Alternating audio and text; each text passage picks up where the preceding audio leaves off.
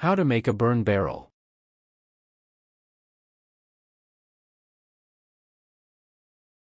Burn barrels provide a convenient way to dispose of burnable trash if you don't have the space to build a larger bonfire. Making your own burn barrel is as simple as finding a 55-gallon, 208.2 L metal drum, removing the lid or opening one end, and punching holes near the bottom to provide ventilation. Be sure to only use your burn barrel on your own property to eliminate materials that can be burned safely, like tree limbs, brush, and other natural debris. These instructions will help you make your own burn barrel for a country property or for emergency trash disposal. People sometimes complain about the smoke and the smell of a burning barrel of trash, but if you burn correctly, smoke and odor should be minimal.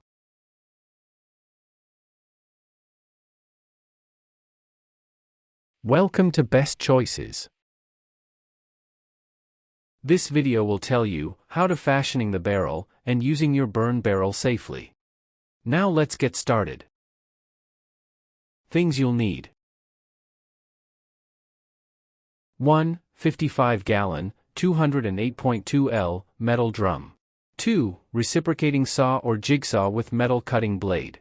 3. Barrel opener tool. 4. Electric drill or hammer and chisel. 5. Expanded metal sheeting, chain link fencing, or hardware cloth. 6. Sheet metal. 7. Concrete blocks. 8. Long lighter or matches. 9. Protective gloves. 10. Earmuffs. Method 1. Fashioning the barrel. Number 1. Acquire a 55-gallon, 208.2 L steel drum. You can often purchase these for a small price from manufacturing plants, scrap yards, and recycling facilities. In some cases, you might even be able to find them lying around for free. If you're unable to track down a suitable drum, you also have the option of buying one online. However, they will be a little more expensive. You can expect to pay as much as $80 to $120 for a brand new steel drum. It's important that the drum you use be made from thick, heat-resistant steel. Other materials won't be able to withstand intense burning temperatures and may produce toxic chemical fumes as they melt. Number 2. Open one end of the drum. If your barrel has a removable cover, all you have to do is pull it off. If the drum is tight, meaning both ends are sealed, however, it will be necessary to cut off one of the ends. To do this, use a reciprocating saw or jigsaw to cut slowly around the raised lip at the top of the barrel until the circular face comes away in one piece. Wear thick work gloves to protect your hands while operating the saw. If possible, pull on a pair of earmuffs as well. It's going to get loud. You can also use a barrel opener tool to pry open tight drums. These basically work like giant can openers. Clamp the head of the tool over the edge of the drum, then push down forcefully on the handle to slice into the metal surface, repositioning the tool every 3 to 4 inches, 7.6 to 10.2 centimeters. Number 3. Create 3 to 4 half an inch, 1.3 centimeters drainage holes in the bottom of the drum. Flip the drum over and use an electric drill or hammer and chisel to open up a few evenly spaced holes near the center of the bottom surface. These holes will let out any water the barrel happens to collect during a heavy downpour. If the drainage holes are smaller than half an inch, 1.3 centimeters, in diameter, standing water may not be able to escape at a fast enough rate, which could make burning difficult or impossible. Number 4. Drill or punch 12 to 15 half an inch, 1.3 cm, holes in the sides of the drum. Once you've put some holes in the bottom of the drum, do the same for the sides along the lower half.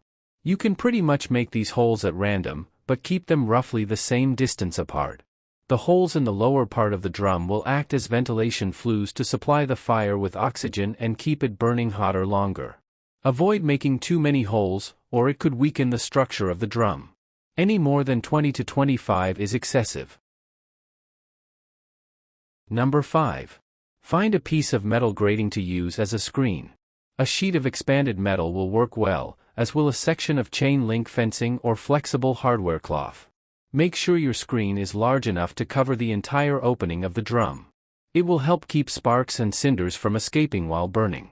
There shouldn't be any need to modify the screen, as you can simply slide the whole sheet into place over the drum. If you like, however, you can use your jigsaw or a pair of wire cutters to trim the screen to the same shape as the opening. If you decide to cut your grating, make sure it's 2 to 3 inches, 5.1 to 7.6 centimeters, wider than the drum opening so it will be able to rest on top easily. Number 6. Situate the drum at least 30 feet, 9.1 meters, away from surrounding objects. Keeping your burn barrel at a safe distance from trees and thick brush, as well as structures like garages, sheds, and wooden decks and porches, will help minimize the risk of accidental fires. Additionally, make sure there are no flammable items within 10 feet, 3.0 meters, of the barrel while it's in use. Number 7. Place your burn barrel on 4 concrete blocks. Lay the blocks out on the ground in a square shape. Then, hoist the barrel up onto the blocks so that its outer edges sit at the center of each block. Elevating the barrel will allow air to pass underneath, drawing more oxygen into the flues you drilled earlier. It's important that you use 4 blocks rather than 2 in order to prevent the barrel from accidentally tipping over. Did this video help you? Let's comment below, yes or no.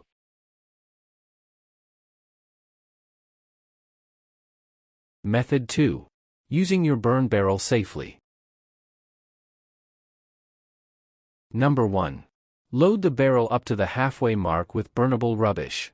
Throw whatever you want to burn into the bottom of the barrel. Add the largest items first, followed by the smaller ones on top. Avoid overfilling the barrel, as this could cause burning debris to spill out on the ground in the surrounding area.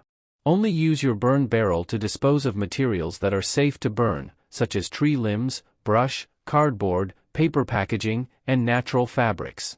Never burn household trash, plastics, rubber, chemicals, or wood that's been painted or treated.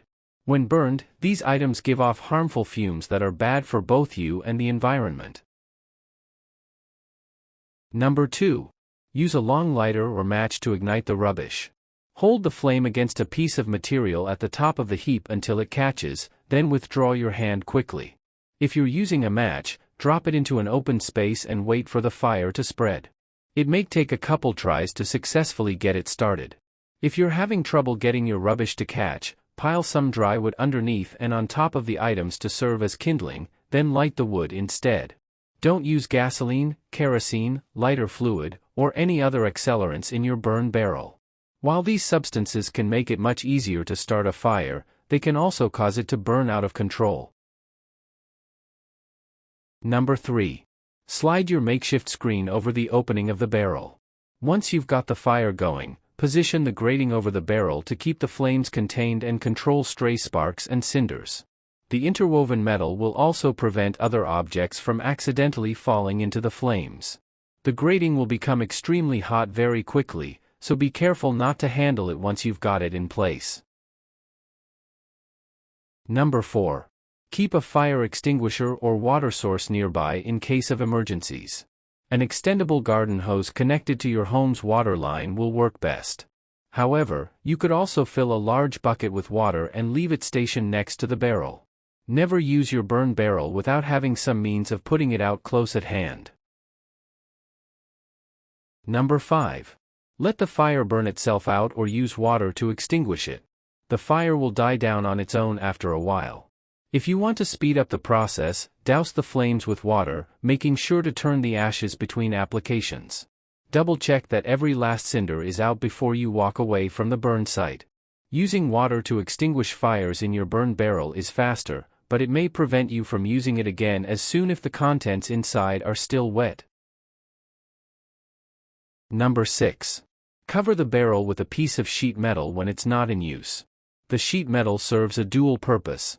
It will help extinguish whatever cinders are remaining after the fire has burned out while also keeping rainwater, mold, or nesting critters from finding their way in.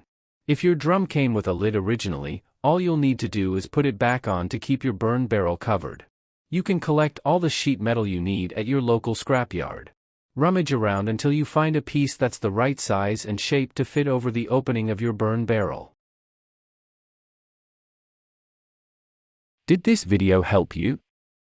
Let's comment below, yes or no. Tips. 1. Wood ashes can be discarded in compost bins after they've had a chance to cool. Recycling ashes can be a good way to further reduce your impact on the environment. Warnings. 1. In many cities and towns, it's against the law to burn trash.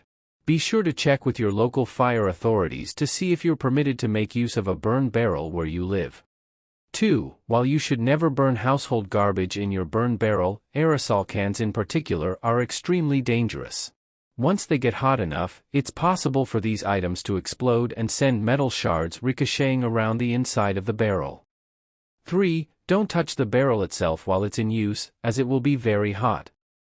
4. Avoid using your burn barrel on windy days. Strong gusts could cause flames to spread out of control and lead to accidental wildfires.